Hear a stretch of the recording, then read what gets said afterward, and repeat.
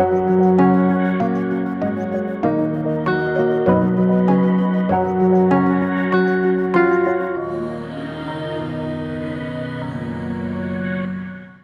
എൻ്റെ നമസ്കാരം. എൻ്റെ പേര് ടിബി മാത്യു.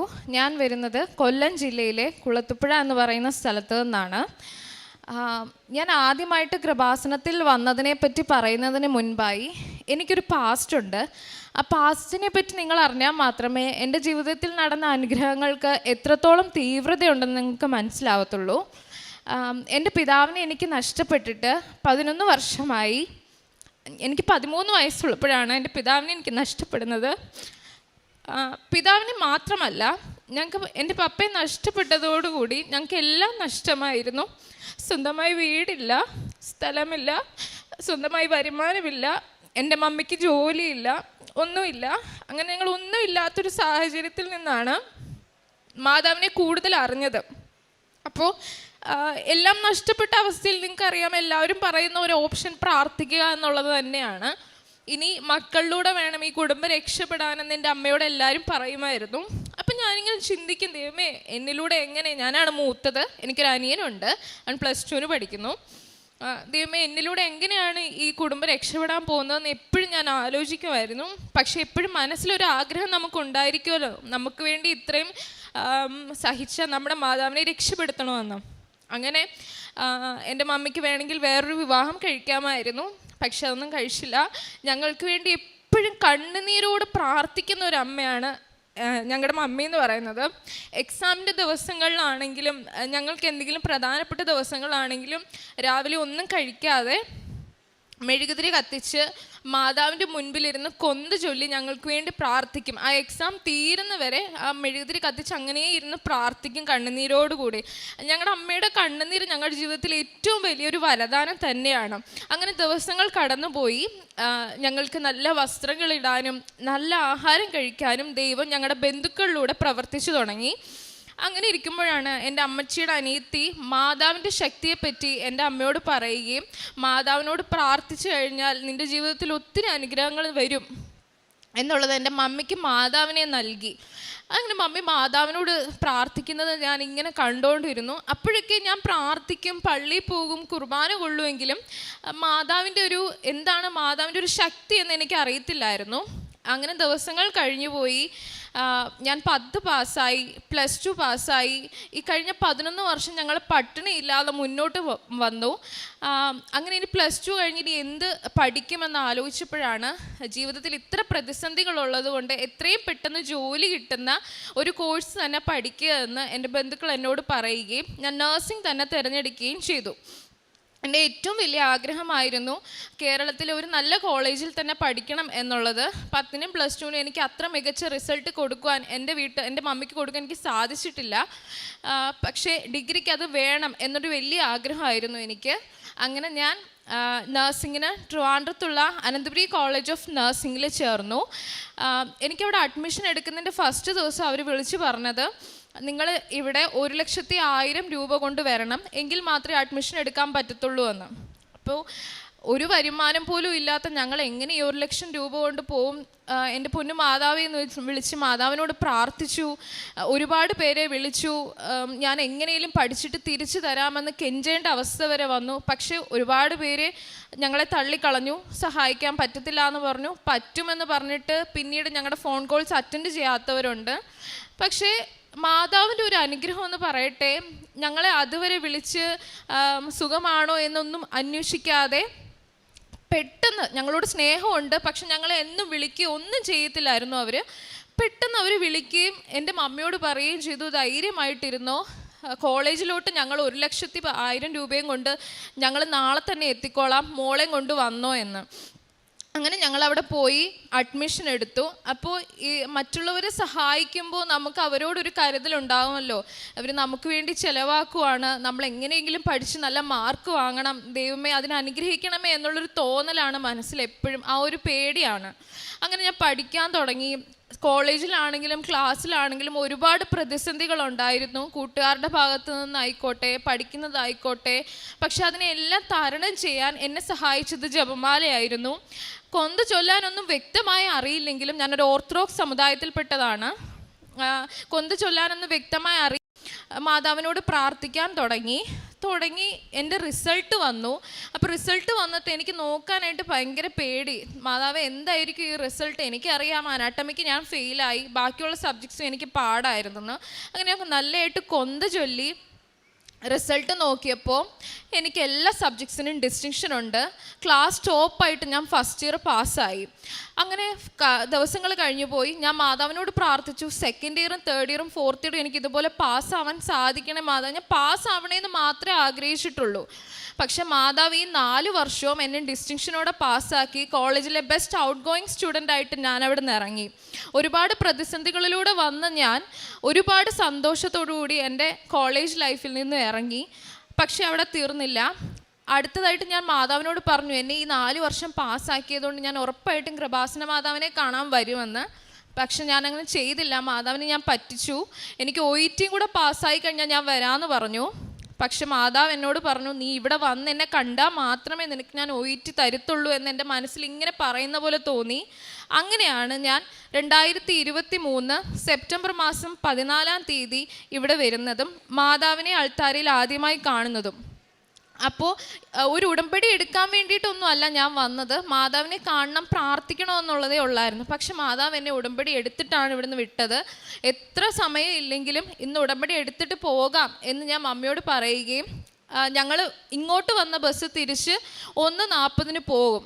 അതിന് ഞങ്ങൾക്ക് പോകാൻ പറ്റിയില്ലെങ്കിലും സാരമില്ല, ഉടമ്പടി എടുത്തിട്ടേ ഞാൻ വരുന്നുള്ളൂ എന്ന് പറഞ്ഞു. അങ്ങനെ ഞാൻ ഉടമ്പടി എടുത്തു.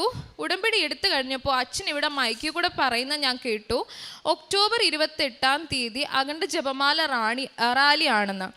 അങ്ങനെ അപ്പോൾ ഈ ഒക്ടോബർ 28 എന്ന് പറയുന്ന ദിവസം എൻ്റെ മനസ്സിൽ വല്ലാതെ സ്ട്രൈക്ക് ചെയ്തു. ഞാൻ നോക്കിയപ്പോൾ OETക്ക് ഒക്ടോബർ 28-ാം തീയതി ഡേറ്റ് ഉണ്ട്, അന്നൊരു സാറ്റർഡേ ആണ്. അങ്ങനെ ഞാൻ ഒന്നും നോക്കിയില്ല, ആ ഡേറ്റ് തന്നെ ഞാൻ ഫിക്സ് ചെയ്തു.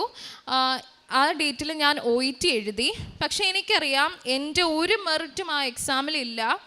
പക്ഷെ മാതാവ് എനിക്ക് ഫുൾ ബിയോടുകൂടി OET പാസ്സാവാൻ എന്നെ സാധിച്ചു. അങ്ങനെ OET പാസ്സായി. OET പാസ്സായിട്ടും പ്രതിസന്ധികൾ തീർന്നില്ല. ഇനി അടുത്തതായിട്ട് നമുക്ക് ഏതെങ്കിലും ഒരു രാജ്യത്തേക്ക് പോകാനുള്ള പ്രോസസ്സിങ് സ്റ്റാർട്ട് ചെയ്യണം, അവിടേക്ക് എത്തണം, ഇൻ്റർവ്യൂ കിട്ടണം, അങ്ങനെ കുറേ കാര്യങ്ങളുണ്ട്. പക്ഷേ ഈ OET ഫുൾ ബിയോടെ പാസ്സായതിനു ശേഷം ഞാൻ ഉടമ്പടി ജീവിതത്തിൽ ഉഴപ്പി. പിന്നെ എനിക്ക് ഉടമ്പടി പുതുക്കാനോ ഒന്നും സാധിച്ചില്ല. പ്രാർത്ഥിക്കും, ജപമാല ചൊല്ലുമെന്നല്ലാതെ ഉടമ്പടി ജീവിതത്തെ മുന്നോട്ട് കൊണ്ടുപോകാൻ എനിക്ക് സാധിച്ചില്ല. പക്ഷെ ദൈവം എൻ്റെ കൂടെ ഉണ്ടായിരുന്നു. മാതാവ് എൻ്റെ പ്രാർത്ഥന കേൾക്കുന്നുണ്ടായിരുന്നു, എന്നെ കൈവിടാതെ തുണയ്ക്കുന്നുണ്ടായിരുന്നു. എനിക്കൊരു ഇൻ്റർവ്യൂ കിട്ടി. ഇൻ്റർവ്യൂ ഞാൻ പാസ്സായി. എന്നെക്കാൾ ഒരുപാട് എക്സ്പീരിയൻസ് ഉള്ളവരായിരുന്നു എൻ്റെ കൂടെ കോമ്പീറ്റ് ചെയ്തത്. പക്ഷേ മാതാവ് എനിക്ക് ആ ഇൻ്റർവ്യൂ പാസ്സാക്കി. ഇൻ്റർവ്യൂ പാസ്സായതിനു ശേഷം ഏകദേശം 122 പേരോളം ആ ഇൻ്റർവ്യൂ അന്ന് പാസ്സായി. അപ്പോൾ നിങ്ങൾക്ക് ഊഹിക്കാം എത്ര പേര് ആ ഇൻ്റർവ്യൂ അറ്റൻഡ് ചെയ്ത് കാണുമെന്ന്. ഇൻ്റർവ്യൂ അതിന് ശേഷം പാസ്സായതിനു ശേഷം ഒരു അപ്ഡേഷനും ഇല്ല, ഓഫർ ലെറ്റർ കിട്ടിയിട്ടില്ല, അതിനെ തുടർന്നുള്ള COS കിട്ടിയിട്ടില്ല, ഒന്നുമില്ല. ജൂണിൽ ഞാൻ പാസ്സായതാണ് ഇൻ്റർവ്യൂ. 122 പേരാണ് ഇൻ്റർവ്യൂ പാസ്സായത്. പക്ഷേ ഞാൻ അതിലേക്ക് വരാം. അങ്ങനെ ഇൻ്റർവ്യൂ കഴിഞ്ഞു, അപ്ഡേഷൻസ് ഒന്നും വരുന്നില്ല. അപ്പോൾ എൻ്റെ മമ്മി എന്നോട് പറഞ്ഞു, ഒരു കാര്യം ചെയ്യുക, ഉടമ്പടി പുതുക്കിയാൽ മാത്രമല്ലേ അനുഗ്രഹങ്ങൾ ജീവിതത്തിൽ വരുത്തുള്ളൂ എന്നല്ലേ അച്ഛൻ പറയുന്നത്, നീ അച്ഛൻ്റെ പാത പിന്തുടരുമെന്ന് പറഞ്ഞു. അങ്ങനെ ഞാൻ വീണ്ടും ഇവിടെ ഒക്ടോബർ 9, 2024 എൻ്റെ ഉടമ്പടി പുതുക്കാനായിട്ട് വന്നു. ഉടമ്പടി പുതുക്കിയ ദിവസം തന്നെ എനിക്ക് ഓഫർ ലെറ്റർ ലഭിച്ചു. എനിക്കറിയാം ഈ ഇൻ്റർവ്യൂ അറ്റൻഡ് ചെയ്ത 122 പേരിൽ വെറും 8 പേർക്ക് മാത്രമേ ഇതുവരെ അവരുടെ പ്രോസസ്സിങ് കംപ്ലീറ്റ് ആയിട്ടുള്ളൂ. ബാക്കിയുള്ളവർക്കൊന്നും ഓഫർ ലെറ്റർ കിട്ടാത്തവരുണ്ട്, അപ്ഡേഷൻസ് കിട്ടാത്തവരുണ്ട്, ഒരു ഹോപ്പും തന്നെ ഇല്ലാത്തവരുണ്ട്. അതിൽ അത്രയും എക്സ്പീരിയൻസ് ഉള്ളവരുടെ കൂട്ടത്തിൽ വെറും 6 months എക്സ്പീരിയൻസ് ഉള്ള എനിക്ക് മാതാവ് ഓഫർ ലെറ്റർ തന്നു. ഓഫർ ലെറ്റർ തന്നതിന് ശേഷം പിന്നെയും ദിവസങ്ങളിങ്ങനെ കടന്നുപോയി, അപ്ഡേഷൻസ് ഒന്നുമില്ല. മാതാവിനെ മുറുക്കെ പിടിച്ച് ഞാൻ പ്രാർത്ഥിച്ചു. ചിലപ്പോഴൊക്കെ തോന്നും എന്തിനാ മാതാവ് എന്നെ ഇങ്ങനെ പരീക്ഷിക്കുന്നതെന്ന്. ചിലപ്പോൾ തോന്നും മാതാവിനെ പരീക്ഷിക്കുന്നത് ജീവിതത്തിൽ നല്ലൊരു അടയാളം തരാൻ തന്നെയാകുമെന്ന് തോന്നി മുറുക്കെ പിടിച്ച് പ്രാർത്ഥിച്ചു. അങ്ങനെ ദിവസങ്ങൾ കഴിഞ്ഞു പോയി. അപ്പോഴിരിക്കുമ്പോഴാണ് മാതാവിൻ്റെ പ്രത്യക്ഷീകരണത്തിൻ്റെ ദിവസം വന്നെത്തിയത്, ഡിസംബർ 7-ാം തീയതി. അപ്പം എൻ്റെ മനസ്സ് പറഞ്ഞു ഡിസംബർ 7-ാം തീയതി ഡേറ്റ് ഇട്ട് പ്രാർത്ഥിക്കാം, മാതാവ് എന്തെങ്കിലും ഒരു അനുഗ്രഹം തരാതിരിക്കത്തില്ല എന്ന്. അങ്ങനെ 1 മുതൽ 7 വരെ ഒരുക്ക ധ്യാനം യൂട്യൂബിൽ ഞാൻ കൂടാൻ തുടങ്ങി. അപ്പോൾ അച്ഛൻ ഇങ്ങനെ പറയുന്നുണ്ടായിരുന്നു, നിങ്ങൾ നിങ്ങളുടെ ആവശ്യങ്ങൾ പറഞ്ഞ് പ്രാർത്ഥിക്കുന്നതിനേക്കാൾ മാതാവിൻ്റെ പ്രത്യക്ഷീകരണത്തിൻ്റെ സാക്ഷിയാക്കി മാറ്റണമേ എന്ന് പ്രാർത്ഥിക്കാൻ അച്ഛൻ ഇങ്ങനെ പറയുന്നുണ്ടായിരുന്നു. അപ്പം ഞാൻ OET പാസ്സായതും ഇൻ്റർവ്യൂ കിട്ടിയതും അതൊക്കെ മറന്നിട്ട് മാതാവേ, എനിക്ക് മാതാവിൻ്റെ പ്രത്യക്ഷീകരണത്തിൻ്റെ സാക്ഷിയായി ഈ അൾത്താരയിൽ ഒന്ന് നിന്നാൽ മാത്രം മതിയെന്ന് പ്രാർത്ഥിക്കാൻ തുടങ്ങി. ഡിസംബർ 7-ാം തീയതി തന്നെ എനിക്ക് അപ്ഡേഷൻ ലഭിച്ചു. അവിടെ നിന്നും 2 ഫോംസ് എനിക്ക് അയച്ചു തന്നിട്ട് പറഞ്ഞു ഇത് ഫില്ല് ചെയ്ത് അയക്കണമേ എന്ന്. പക്ഷേ നമുക്ക് UK പോകണമെങ്കിൽ COS എന്ന് പറയുന്ന ഒരു കാര്യം വേണം. ആ ഫോം ഉണ്ടെങ്കിൽ മാത്രമേ നമുക്ക് വിസയ്ക്ക് അപ്ലൈ ചെയ്യാൻ സാധിക്കുകയുള്ളൂ. തുടർന്ന് ഞാൻ വീണ്ടും മാതാവിനോട് പ്രാർത്ഥിച്ചു. സാറ്റർഡേ സൺഡേ ആയതുകൊണ്ട് 8-ാം തീയതിയും 9-ാം തീയതിയും ഒന്നും നടന്നില്ല. ഡിസംബർ 10-ാം തീയതി തന്നെ എനിക്ക് COS ലഭിച്ചു. COS ലഭിച്ചതിന് ശേഷം ഞാൻ വിസയ്ക്ക് അപ്ലൈ ചെയ്തു. വിസ കിട്ടാനായിട്ട് ഏകദേശം 10 മുതൽ 14 ദിവസത്തോളം വേണം. നമ്മൾ സ്റ്റാൻഡേർഡ് വിസയാണ് അപ്ലൈ ചെയ്യുന്നതെങ്കിൽ. പക്ഷേ എനിക്കറിയില്ല, മാതാവ് എനിക്കത് 4-ാമത്തെ ദിവസം എൻ്റെ വിസ എനിക്ക് തന്നു. 14 ദിവസം കാത്തിരിക്കേണ്ട ഞാൻ 4-ാമത്തെ ദിവസം എനിക്ക് കോള് വരുന്നു, വിസ വന്നിട്ടുണ്ടെന്ന് പറഞ്ഞ്. അങ്ങനെ ഞാൻ അവിടെ ചെന്നു. എൻ്റെ പാസ്പോർട്ട് തുറന്നു നോക്കിയപ്പോൾ സ്കിൽ വർക്ക്ഡ് വിസ എനിക്ക് കിട്ടിയിരിക്കുന്നു. ഒരിക്കലും ഇത് എൻ്റെ കഴിവ് കൊണ്ടോ മറ്റാരുടെ കഴിവ് കൊണ്ടോ അല്ല, മാതാവ് എനിക്ക് വേണ്ടി അപേക്ഷിച്ചത് ദൈവം കേട്ടതുകൊണ്ട് മാത്രമാണ് ഇത്ര പെട്ടെന്ന് എനിക്ക് വിസ കിട്ടിയത്. എൻ്റെ കൂടെ പഠിച്ചിറങ്ങിയ ഒരുപാട് പേർ OET പാസ്സായിട്ട് ഇൻ്റർവ്യൂവിന് വേണ്ടി വെയിറ്റ് ചെയ്യുന്നവരുണ്ട്. ഒരുപാട് പേര് ഇൻ്റർവ്യൂ കഴിഞ്ഞ് COSന് വേണ്ടി വെയിറ്റ് ചെയ്യുന്നവരുണ്ട്. എനിക്ക് ഒരുപാട് പേരെ അറിയാം. ഈ കഴിഞ്ഞ 2023-24 വർഷമെന്ന് പറയുന്നത് നഴ്സുമാരുടെ ജീവിതത്തിൽ ഒരുപാട് പ്രതിസന്ധികൾ നിറഞ്ഞ ഒരു വർഷമായിരുന്നു. കാരണം അതിന് മുൻപേ ഒരു വർഷം ഏകദേശം 50,000 നഴ്സസോളം പല വിദേശ രാജ്യങ്ങളിലും പോയിക്കൊണ്ടിരുന്ന ഒരു സമയമായിരുന്നു 2022-23. എന്നാൽ 23-24 വളരെ ചുരുക്കം 100-200 പേര് മാത്രമേ ഇവിടെ നിന്നും വിദേശത്തേക്ക് പോകുവാൻ അവർക്ക് ഇൻ്റർവ്യൂ ലഭിച്ചിട്ടുള്ളൂ. 100% ഉറപ്പാണ്. അങ്ങനെ ഇരിക്കുന്ന ആ സാഹചര്യത്തിൽ, ഒരു ഇൻ്റർവ്യൂ പോലും കിട്ടാതിരിക്കുന്ന ആ സാഹചര്യത്തിൽ എവിടുന്നറിയില്ല എനിക്ക് മാതാവ് ഇൻ്റർവ്യൂവും തന്നു, ഓഫർ ലെറ്ററും ലഭിച്ചു. 2024 തന്നെ COSും തന്നു. ജാനുവരി 15, അതായത് അടുത്ത ബുധനാഴ്ച ഞാൻ UK പോവുകയാണ്. മാതാവിൻ്റെ ഇത്രയും വലിയൊരു അനുഗ്രഹത്തെ ഓർത്ത് ഞാനിപ്പോൾ മാതാവിന് തിരുകുമാരന് നന്ദി പറയുകയാണ്. ഇതാണ് എൻ്റെ ജീവിതത്തിൽ നടന്ന ഏറ്റവും വലിയ അനുഗ്രഹം. എന്നിലൂടെയാണ് ഇനി എൻ്റെ കുടുംബം എന്തെങ്കിലുമൊക്കെ ആയിത്തീരുവാൻ പോകുന്നത്. അതിന് മാതാവ് എന്നെ അനുഗ്രഹിക്കുമെന്ന് 100% ഉറപ്പാണ്. രണ്ടാമതായി എൻ്റെ ജീവിതത്തിൽ നടന്നത്, എനിക്ക് പീരീഡ്സ് റെഗുലർ ആയിരുന്നു. ഒരു ഇറഗുലാരിറ്റീസും ഇല്ലായിരുന്നു എനിക്ക്. പെട്ടെന്ന് ഒരു മാസം പീരീഡ്സ് ഇറഗുലറായി. അങ്ങനെ ഞങ്ങൾ ഹോസ്പിറ്റലിൽ പോയി സ്കാൻ ചെയ്ത് നോക്കിയപ്പോൾ ചെറിയൊരു സിസ്റ്റ് ഉണ്ട്. ടാബ്ലറ്റ്സ് കഴിക്കണം. ഇനി തുടർന്നും ടാബ്ലറ്റ്സ് കഴിക്കേണ്ടി വരും, എങ്കിൽ മാത്രമേ പീരീഡ്സ് റെഗുലറായി മുന്നോട്ട് പോവുകയുള്ളൂ എന്ന് ഡോക്ടർ പറഞ്ഞു. പക്ഷെ എനിക്കിങ്ങനെ ടാബ്ലറ്റ് കഴിക്കാനൊന്നും ഇഷ്ടമല്ലായിരുന്നു. ഞാൻ ഒരേ ഒരു കാര്യമേ ചെയ്തുള്ളൂ. എന്നും പ്രാർത്ഥിക്കുമ്പോൾ മാതാവിൻ്റെ ഉടമ്പടി തൈലം വയറ്റിൽ പുരട്ടി ഞാൻ പ്രാർത്ഥിക്കും. ദിവസങ്ങൾക്കുള്ളിൽ എനിക്ക് പീരീഡ്സ് ആയി. ആ സിസ്റ്റ് അതേപോലെ പോകുന്നത് ഞാൻ കണ്ടു. എൻ്റെ കണ്ണുകൊണ്ട് ഞാൻ കണ്ടു. അന്ന് തൊട്ട് ഇന്ന് വരെ എനിക്ക് പീരീഡ്സ് റെഗുലറാണ്. ഇതുവരെ ഒരു ഇറഗുലാരിറ്റീസും ഇല്ല. പിന്നെ അതുപോലെ തന്നെ എൻ്റെ 2 കൈയിലും ഹൈഡ്രാഡിനൈറ്റിസ് സപ്പറേറ്റീവ എന്ന് പറയുന്ന ഒരു അസുഖമുണ്ട്. 2 കഷത്തും വലിയ നോഡ് പോലെ വന്നിട്ട് അത് പഴുത്ത് പൊട്ടിക്കഴിഞ്ഞിട്ട് നമുക്കൊരു ഡ്രസ്സ് ഇടാൻ പോലും പറ്റത്തില്ല. നിങ്ങൾക്കറിയാം, നഴ്സുമാരുടെ ജീവിതം എന്ന് പറയുമ്പോൾ നമ്മൾ കോട്ടും യൂണിഫോമും എല്ലാം ഇട്ട് വളരെ ചൂട് സഹിച്ച് നിൽക്കുന്ന ഒരു അന്തരീക്ഷമായിരിക്കും. വന്നിട്ട് യൂണിഫോം ഊരുമ്പോൾ ആ യൂണിഫോമിൻ്റെ കൂട്ടത്തിൽ എൻ്റെ സ്കിന്നും കൂടെ ഇളകി വരും. അപ്പോൾ ഒത്തിരി വേദന സഹിച്ചു. ഒത്തിരി വേദന സഹിച്ചാണ് ഞാൻ OET എഴുതിയതും എക്സാംസ് എഴുതിയതും ഒക്കെ. പക്ഷെ ഞാൻ അപ്പോഴൊന്നും പ്രാർത്ഥിച്ചിട്ടില്ല മാതാവ് എനിക്കിത് മാറ്റി തരണമെന്ന്. കാരണം അതിനേക്കാളൊക്കെ വലുതായിരുന്നു എൻ്റെ കുടുംബം എങ്ങനെയെങ്കിലും രക്ഷപ്പെടണമെന്നുള്ളത്. പക്ഷേ ഞാൻ പ്രാർത്ഥിക്കാതെ തന്നെ മാതാവ് എൻ്റെ ജീവിതത്തിൽ അത്ഭുതങ്ങൾ പ്രവർത്തിക്കാൻ തുടങ്ങിയപ്പോൾ മാതാവിൻ്റെ തൈലം വെച്ച് ഒന്ന് പ്രാർത്ഥിച്ചേക്കാന്ന് കരുതിയിട്ട് എന്നും രാത്രി ഈ വേദന സഹിക്കാതെ വരുമ്പോൾ ഞാൻ ഈ തൈലം വെച്ച് പ്രാർത്ഥിക്കും. ഞാൻ ഇങ്ങനെ കൈ വെച്ചാണ് ഞാൻ നടന്നുകൊണ്ടിരുന്നത് വീടിനകത്ത്. ഇപ്പം എനിക്ക് എൻ്റെ കൈ രണ്ടും ഒരു കുഴപ്പമില്ലാതെ ഉയർത്താൻ സാധിക്കും. അതിൻ്റെ മാതാവ് എനിക്ക് തന്നൊരു വലിയ അനുഗ്രഹം തന്നെയാണ്. നിങ്ങൾക്കറിയാം, ഒരു നഴ്സിൻ്റെ ജീവിതത്തിൽ ഏറ്റവും കൂടുതൽ വേണ്ട ആയുധം എന്ന് പറയുന്നത് അവരുടെ കൈകൾ തന്നെയാണ്. പേഷ്യൻസിനെ എടുക്കണം, ഇഞ്ചക്ഷൻ കൊടുക്കണം, മരുന്ന് കൊടുക്കണം, എഴുതണം, എല്ലാ കാര്യങ്ങൾക്കും വേണ്ടത് കൈകളാണ്. ഈ കൈകൾ എനിക്ക് തിരിച്ചു തന്നത് എൻ്റെ മാതാവ് തന്നെയാണ്. പൂർണ്ണമായി സൗഖ്യപ്പെട്ടിട്ടില്ല, പക്ഷേ അതിനെ ഏറ്റവും മികച്ച രീതിയിൽ തന്നെ സൗഖ്യപ്പെടുത്തിയത് എൻ്റെ മാതാവ് തന്നെയാണ്. എൻ്റെ മാതാവിൻ്റെ അപേക്ഷ തിരുകുമാരൻ കേട്ടത് കൊണ്ട് തന്നെയാണ്. പിന്നെ ഇതൊക്കെയാണ് ഏറ്റവും കൂടുതൽ പുറകോട്ട് ചിന്തിക്കുകയാണെങ്കിൽ ഓരോ ദിവസവും എനിക്ക് സാക്ഷിയായിട്ട് പറയണം. പക്ഷേ എൻ്റെ ജീവിതത്തിൽ ഏറ്റവും കൂടുതൽ അനുഗ്രഹം നിറഞ്ഞ കാര്യങ്ങൾ ഇതൊക്കെയാണ്. പിന്നെ ഞാൻ കാരുണ്യ പ്രവർത്തനങ്ങളായിട്ട് ചെയ്തുകൊണ്ടിരുന്നത് എൻ്റെ രോഗികളെ തന്നെ കൂടുതലായിട്ട് അറിയുവാനും അവരെ സഹായിക്കുവാനും ഞാൻ ശ്രമിച്ചു. മറ്റേത് നമ്മൾ ഒരു രോഗിയുടെ അടുത്ത് ചെന്ന് അവർക്ക് വേണ്ട ട്രീറ്റ്മെൻറ്റ് കൊടുക്കുമെന്നല്ലാതെ അവരെ കൂടുതലായിട്ട് അറിയാനോ അവരുടെ സാഹചര്യങ്ങൾ അനുസരിച്ച് അവരോടൊരു നല്ല വാക്ക് പറയാനോ ചിലപ്പോൾ നമുക്ക് കഴിഞ്ഞെന്ന് വരില്ലായിരുന്നു. പക്ഷെ ഞാൻ ഈ ഉടമ്പടി എടുത്തതിന് ശേഷം അവരുടെ പ്രതിസന്ധികളിൽ കൂടെ നിൽക്കുവാനും എൻ്റെ മാതാവിനെയും പിതാവിനെയും പോലെ അവരെ കാണുവാനും ഞാൻ ശ്രമിച്ചു. അവർക്കൊരു കൈത്താങ്ങായി ഞാൻ തീർന്നും തന്നെയാണ് എൻ്റെ വിശ്വാസം. പിന്നെ മറ്റുള്ളവർക്ക് എല്ലാം കൊടുക്കാൻ എനിക്കൊരു മനസ്സുണ്ടായി. ഇപ്പം നല്ലൊരു ഉടുപ്പാണെങ്കിലായിക്കോട്ടെ, ആഹാരങ്ങളായിക്കോട്ടെ, അമ്മ അവർക്കൂടെ കൊടുക്ക് അല്ലെങ്കിൽ അവർക്ക് കൊടുത്തേക്ക് എന്ന് പറയാനുള്ളൊരു മനസ്സ് എന്നിൽ വന്നു. എൻ്റെ വസ്ത്രങ്ങളും ഞങ്ങൾ ആഹാര സാധനങ്ങളാണെങ്കിലും പങ്കിടാൻ തുടങ്ങി.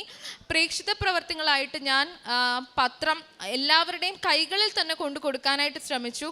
ക്രൈസ്തവരുമുണ്ട്, അക്രൈസ്തവരുമുണ്ട്. ആ കൂട്ടത്തിൽ ഞാൻ ജോലിക്ക് പോകുമ്പോഴാണ് രാവിലെ പത്രം കൊണ്ടുപോകും. എന്നിട്ട് പത്രം കടകളിലും റോഡ് സൈഡിലും ഒക്കെ കാണുന്ന ആൾക്കാർക്ക് കൊടുത്തിട്ട് അവരോട് മാതാവിനെ പറ്റിയും കൃപാസനത്തെ പറ്റിയും പറയുകയാണ് ചെയ്തുകൊണ്ടിരുന്നത്. അങ്ങനെ ഒരു ദിവസം ഞാൻ പത്രം കൊടുത്തത് ഒരു പാസ്റ്ററിൻ്റെ കയ്യിലാണ്. അപ്പോൾ ആ പാസ്റ്റർ എന്നോട് ചോദിക്കുകയുണ്ടായി, ഈ മാതാവൊക്കെ ഉണ്ടോ, ഇതൊക്കെ ആരാ നിന്നോട് പറഞ്ഞത്? മാതാവൊന്നും ഇല്ല, കൃപാസനം എന്ന് പറയുന്നതൊക്കെ തട്ടിപ്പാണെന്ന് തന്നെയാണ് ആ പാസ്റ്റർ പറഞ്ഞത്. അപ്പോൾ എനിക്ക് ആ പാസ്റ്ററിനോട് പറയാൻ സാധിച്ചു, പാസ്റ്റർ അമ്മയില്ലാതെ അല്ലല്ലോ പാസ്റ്റർ ഉണ്ടായത്. അപ്പോൾ എൻ്റെ കർത്താവ് ഉണ്ടായത് കർത്താവിൻ്റെ അമ്മയിലൂടെ തന്നെയാണെന്നും കർത്താവിലേക്ക് അടുക്കാൻ പറ്റിയ ഏറ്റവും എളുപ്പ വഴി മാതാവ് തന്നെയാണെന്നും ഉറച്ച വിശ്വാസത്തോടെ ആ പാസ്റ്ററിനോട് പറയാൻ എന്നെ ഉടമ്പടി ജീവിതം സഹായിച്ചു. അപ്പോൾ ആ പാസ്റ്റർ ഒന്നും മിണ്ടിയില്ല.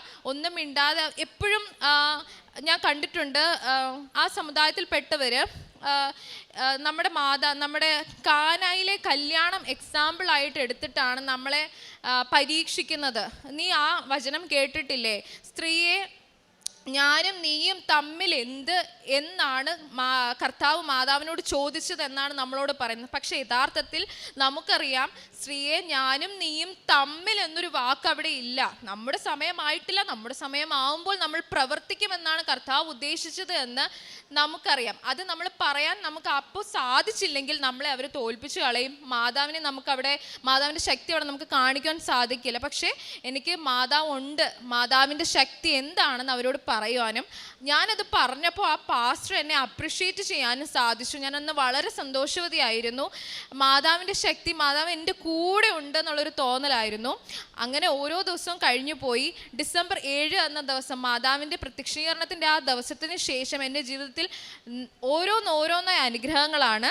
അങ്ങനെ ഈ ജനുവരി 15-ാം തീയതി ഞാൻ UK പോവുകയാണ്. എൻ്റെ കുടുംബത്തിൽ ഇത്രത്തോളം അനുഗ്രഹങ്ങൾ തന്ന മാതാവിനോട് തിരുകുമാരനോടുള്ള നന്ദി ഞാൻ പറയുന്നു. ഈ അൾത്താരയിൽ ഒരു വട്ടമെങ്കിലും നിൽക്കണമെന്ന് ആഗ്രഹിച്ചാണ് ഞാൻ ആദ്യമായി കടന്നു വന്നത്.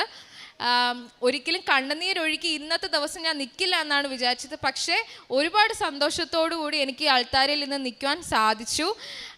അതിന് മാതാവിനോടും യേശുവിനോടുമുള്ള നന്ദി ഞാൻ അറിയിച്ചുകൊള്ളുന്നു.